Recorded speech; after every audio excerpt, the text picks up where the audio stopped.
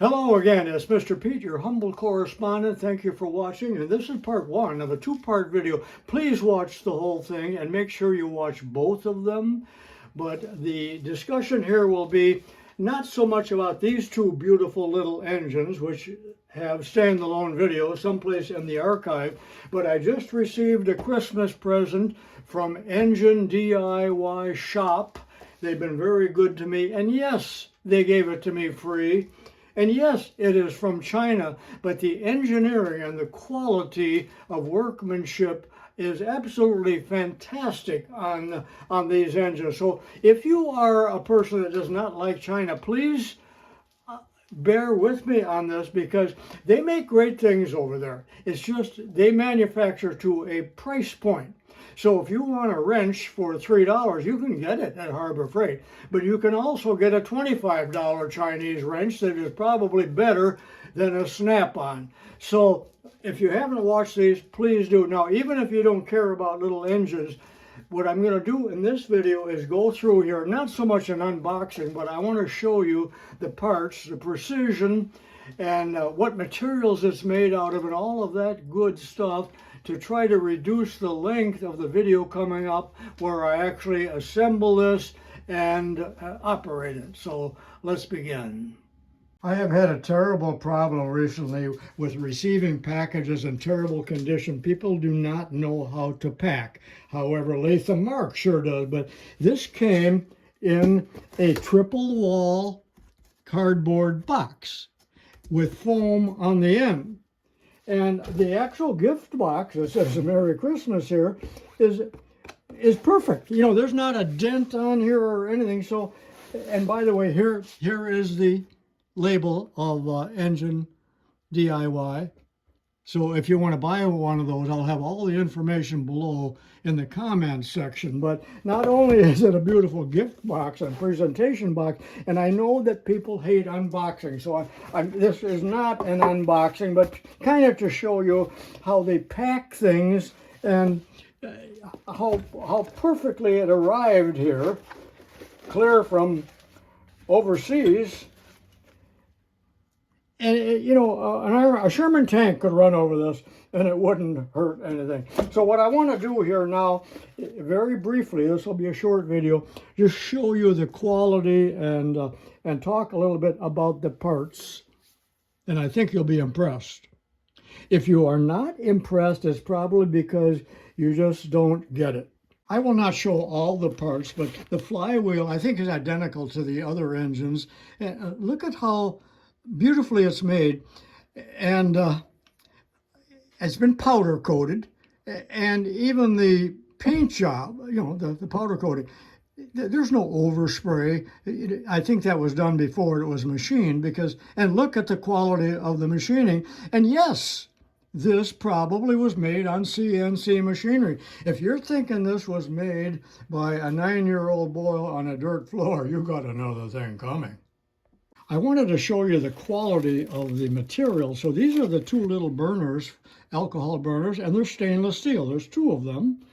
And this is the lamp post, and it's brass. See, there's a lot of brass parts. So look at this little pedestal here for the lamp post. Again, brass. Nobody uses brass anymore.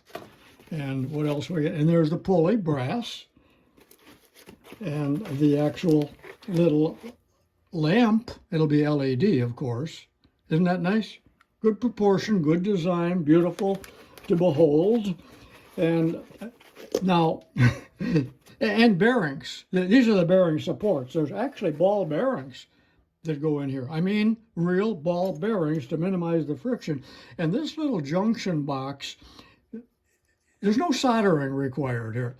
So, but this goes, and I love this, but it will go underneath, so it does not spoil the appearance in terms of being a high-tech piece on what is supposed to be an antique engine, and a little on and off switch right here for the lamp.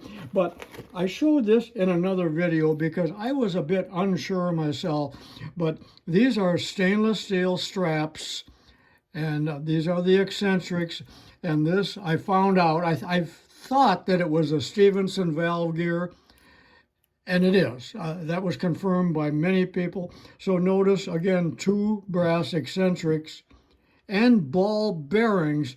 And look at the elegance and beauty of these straps. I suppose laser cut stainless steel. And this is the actual spool valve itself. Imagine making that. If you had the blueprints and I said, go ahead and make this. You spend 3 days on it and make 4 of each pieces before it came out. And even the little reversing lever, stainless steel with a brass handle, a brass insert.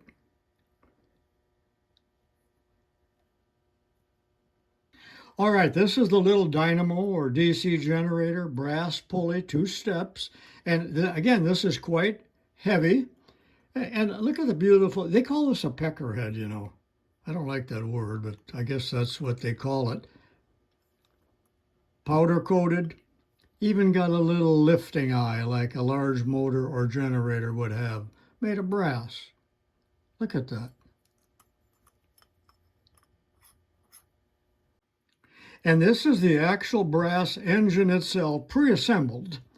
And I do not intend to take it apart. But again, look at that. And this is a double acting engine. And if you do not know what that means, and this is the piston rod, the piston's right inside here. Double acting simply means that the steam pushes it one way and then pushes it again the other way. So they run smoother and they start better, and they're just better all the way around. And look at these parts again. There's a little ball bearing in there. The machining job is exquisite. And that's the head. I can't wait to get this thing running.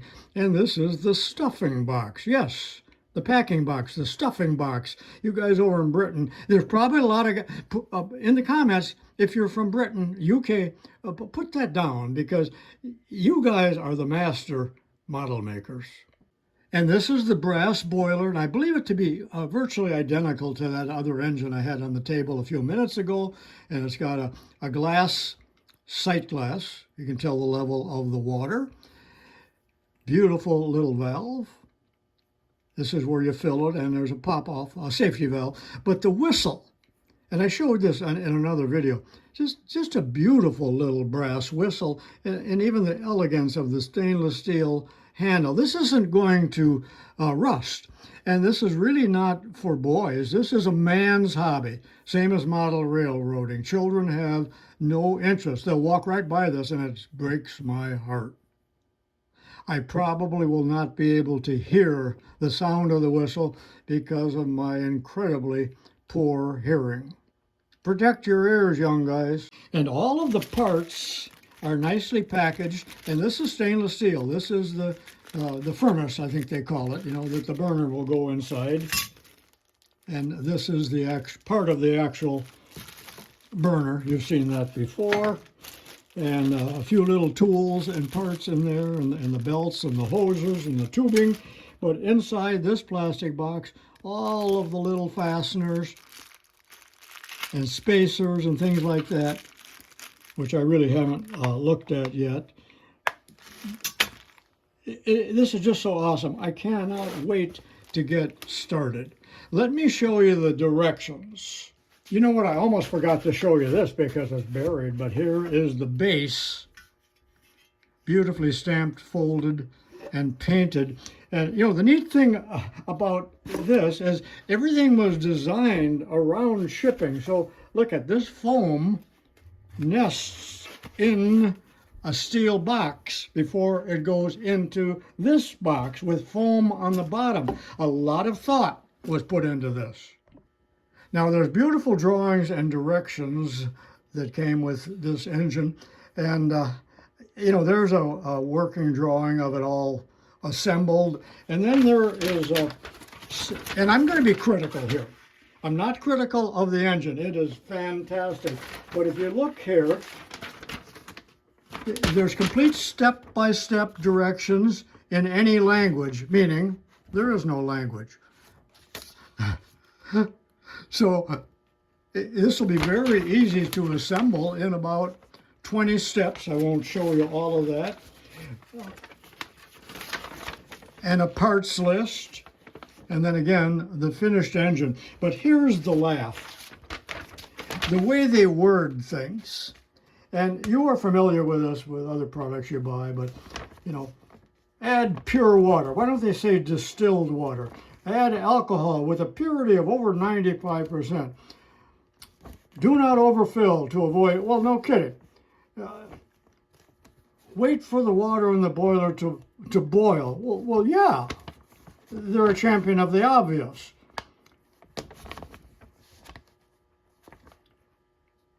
Always observe the water level to prevent dry burning. Turn off the alcohol lamp and stop the engine and wait for the engine to cool naturally.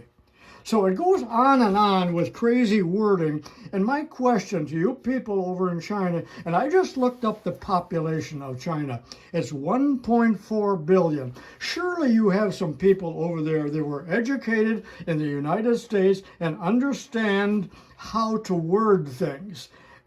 Come on, grow up. Do it right. Hire me. Hire anyone in the United States to correct your directions so it is meaningful to people that speak English. Now, by gosh, I just had a little tantrum there, didn't I? But I remember that from years ago, reading through an old Volkswagen manual where they said, turn on the drizzle flippers. Well, that meant windshield wipers.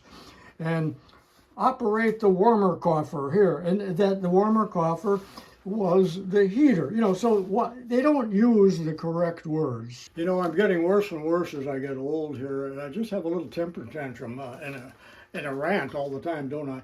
Well, I hope you enjoyed this real short video, and please, I beg of you to watch part 2 where I assemble this, and look down in the information below for there's a discount on this.